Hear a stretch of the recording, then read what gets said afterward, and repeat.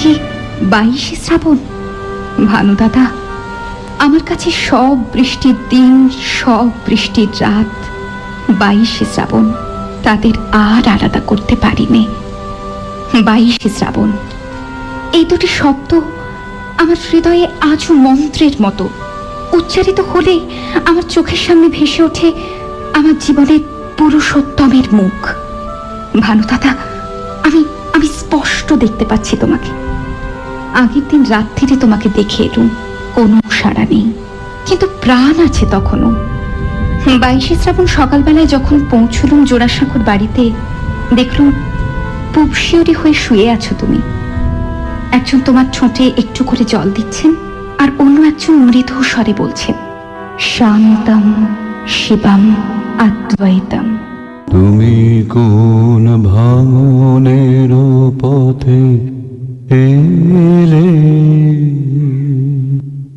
সুপ্ত রাতে আমার ভাঙলো যাতা,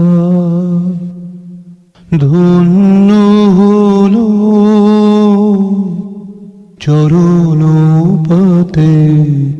তুমি কোন ভাঙনের পথে এলে,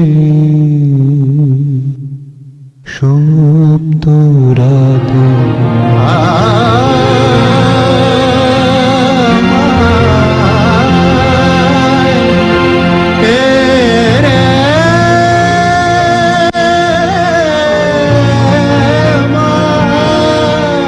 বাইশে শ্রাবণ তোমার চলে যাওয়ার দিন নয় ভানু দাদা, 22শে শ্রাবণ তোমার দ্বিতীয় জন্মদিন। ভানু দাদা, ওই দিনে তুমি জন্মেছিলে মৃত্যুহীন হয়ে।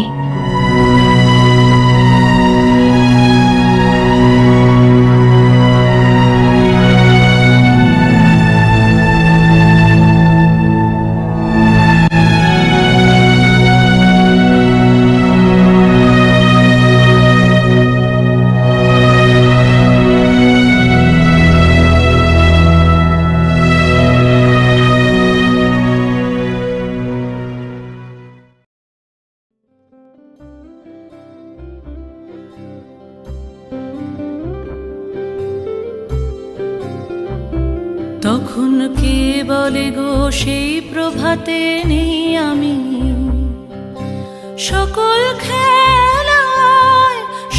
খেলায় করবে খেলায় আমি।